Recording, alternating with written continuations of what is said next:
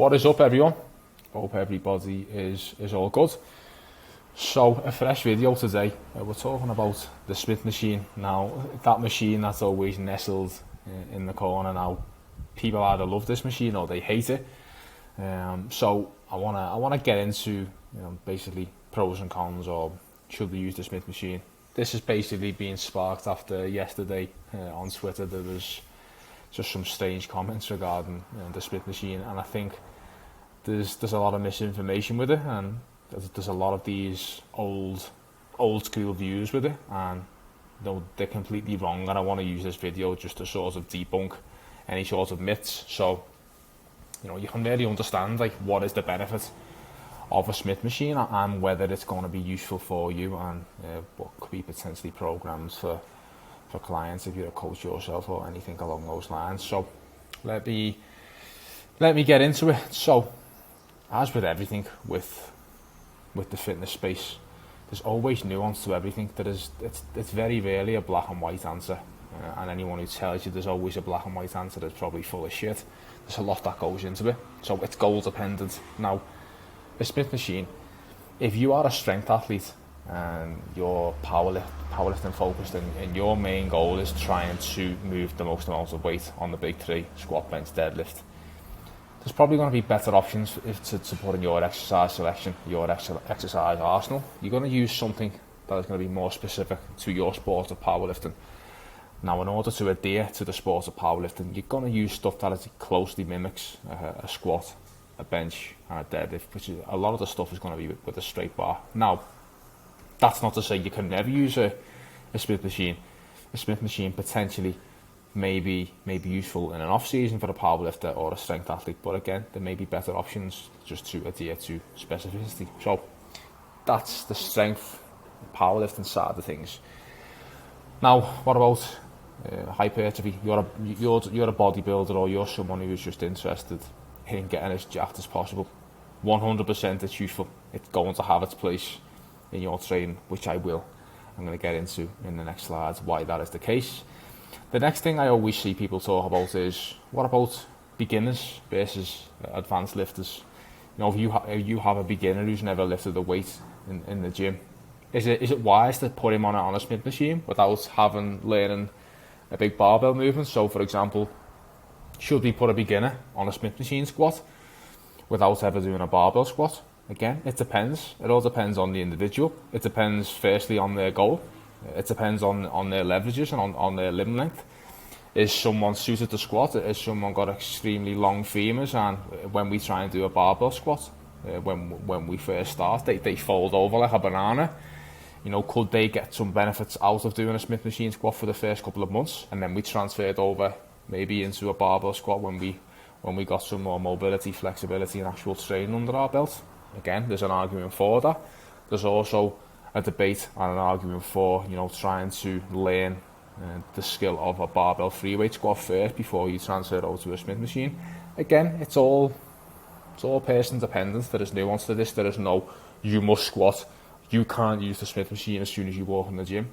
I just think it's all person dependent, and basically the Smith machine it can be a tool to help us. You could have someone who really does not have the confidence to get under a free weight barbell, so you get them on the Smith machine for a few months, and then you build them up with that, and then you transfer over to a free weight. Again, it shows people's lack of critical thinking and lack of experience of working with people, because again, there's no one size fits all approach. The more tools and the more avenues that you can go down to use with people, the better. You never just want to box yourself into the same narrow-minded thinking.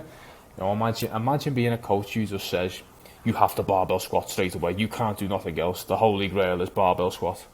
Load of shit. It's just that type of cult like thinking. It's no good for no one. So let's get into the stigma with the Smith machine. Now, this was some of the stuff that we seen yesterday on Twitter, but this is the arguments that I always get from people who are misinformed about the Smith machine. First one, what about the stabilizers, bro?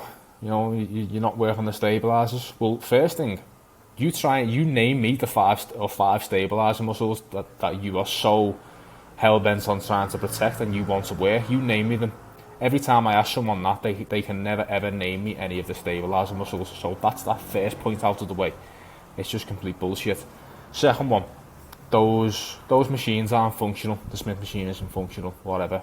What does that mean? Explain to me, what does that mean? Why is a Smith machine or a machine? Why is it not functional? If someone goes from doing Smith machine squats and they have puny little legs, they have no quads, and then over the next 2 years we take our Smith machine squat from 40 kilo to 140 kilo, so we've added 100 kilo to our Smith machine squat, we built bigger quads, we are now stronger in our lower body. How is that not functional? Please answer that question for me. Again, it just makes zero sense when you lay it out like that. The third one, machines do the work for you. Do they? Do they really do the work for you? Because I'll tell you one thing, every time I've ever stepped under a Smith machine squat with 160 kilo loaded on the barbell, it hasn't automatically just floated up and down on its own. I've had to embrace the suck and get deep down in the hole with that weight on my back and really fully stressing the quads. So no, the machines do not do the work for you. That's just, again, complete bullshit from cult-minded individuals. And then the best one for last is, this is the one that we seen yesterday on Twitter. So what sort of a man uses a Smith machine to squat? Now again, imagine tying your manliness up in what type of squat variation that you do. You must have some very deep internal problems going on there if you think that's going to play a role in my exercise selection. So just to answer that question, what sort of man uses a Smith machine squat? Well, a very smart and highly educated man when it comes to exercise selection, because if it fits your structure and you are not really suited to barbell squat, and let's say you don't have a hack squat or you don't have a pendulum squat, the Smith machine squat is a rock solid variation for you to really target the quads and really hone in on the quads without other areas taking over and having to spread that extra cost of fatigue with other muscles playing over. So again, it's a very, very smart exercise to use for a squat for certain individuals as well. So all complete nonsense, as I say, from low IQ, skinny fat lifters. Now, you wouldn't take advice from any of these people who say this sort of stuff anyway. I guarantee you that. So let's get into the whole benefit of Smith machines. What is so good about them and machines in general? Now, you might want to screenshot this, right, and just send this to all reply guys and all these dinosaurs who talk shit about machines, the Smith machines, because they're just misinformed. That's all it is. They don't understand. If someone doesn't understand what they don't know, they will hate on it. So screenshot this. This is the nail in the coffin for these idiots who want to dismiss the Smith machine. So what are the benefits of a Smith machine? You need to understand what is the whole thing, the premise behind all of this. Mechanical tension is the prime driver of hypertrophy. It's not volume, it's mechanical tension, okay? The body does not know where it's receiving tension from. It does not know whether it's receiving tension from a barbell, a dumbbell, machine, a cable, Smith machine, calisthenics, whatever. The body doesn't care, and it doesn't know how it's receiving that tension, okay? So with the Smith machine, the actual stability that people want to talk down on, that actual stability is our friend when hypertrophy is the main goal. Because the Smith machine itself will increase the stability, which then increases the force production to the target muscle. The body senses the stability, and then it's able to maximize the recruitment of the high threshold motor units of the actual target muscle. Then this allows you to create more mechanical tension in the target muscle per set. Now, you think of the Smith machine squat, for example. We can really get locked in and we can really hone in on the quads. Feet forward just a touch, a bit of a narrow stance, toes pointed forward, and we can really mimic a hack squat with this, with the extra stability, and we can stay and be locked in on the quads, and we don't have to worry about like we might have with a barbell squat. We don't have to worry about being able to stabilize the bar on our back as much, our lower back, glutes, everything else taking over. We can stay locked in on the quads.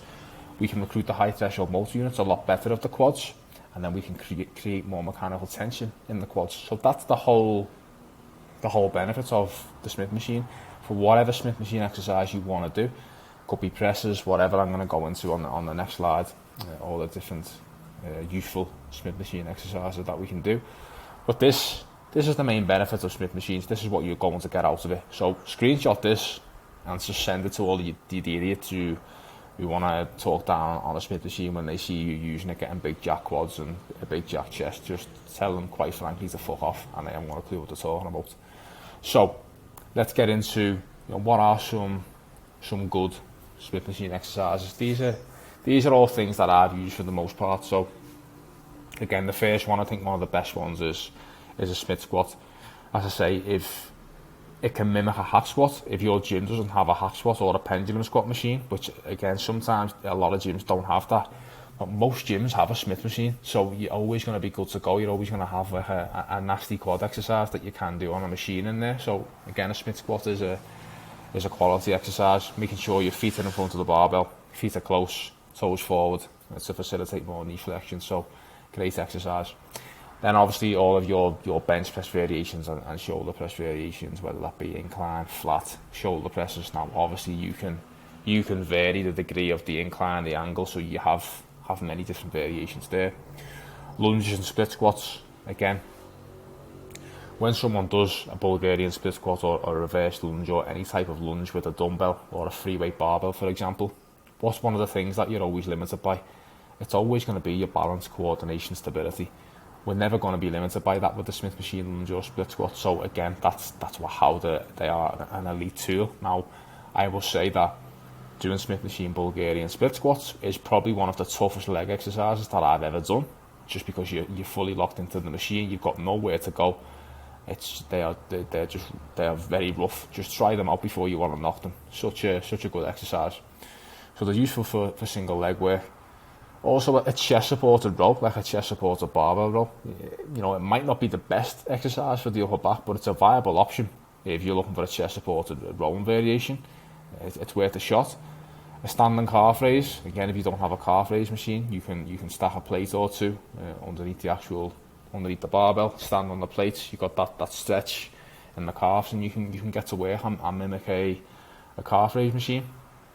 And also good mornings are a decent exercise. Now, I didn't put Romanian deadlifts in because I've personally had no experience doing that, so I wouldn't really want to talk on something that I haven't really done. But I do know people do like that movement. Now again, try it if it works for you. You get a good mind muscle connection with it. You feel like you're overloading the hamstrings and glutes effectively with it. You go for it. But again, it's another viable option. So as you can see, you've got a good amount of exercises that you can use with the Smith machine, so it's definitely useful. So just to cap the video off, it's just another tool in the training toolbox. The more tools that you can have at your disposal, the better. We never want to be limited, and as I say, have our whole identity tied to just barbells and free weights, because ultimately you're going to get left behind when it comes to full physique development. And you're just leaving so much potential gains on the table by just boxing yourself into a corner. Don't listen to the misinformed barbell only cult, because to be honest, you probably find the people like this, they don't have the best physiques anyway. Maybe their whole business or their whole brand is around barbell only training, for example, so they don't want to go outside of that box. So again, it's you just got to be careful where you're getting your information from. The best coaches will answer this question and sort of, the more tools that we have, the better. You never want to box yourself in, because it's just stupid. Okay, so that's the video on Smith machines and how it's useful. So let me know what you think. Any questions, anything down below, let me know. I'm always making more of these, always looking for topics. So let me know what you think. Let me know what your favourite exercises are for the Smith machine. Drop them down below. And if you have any questions, let me know. Alright, we'll talk to you all in the next one.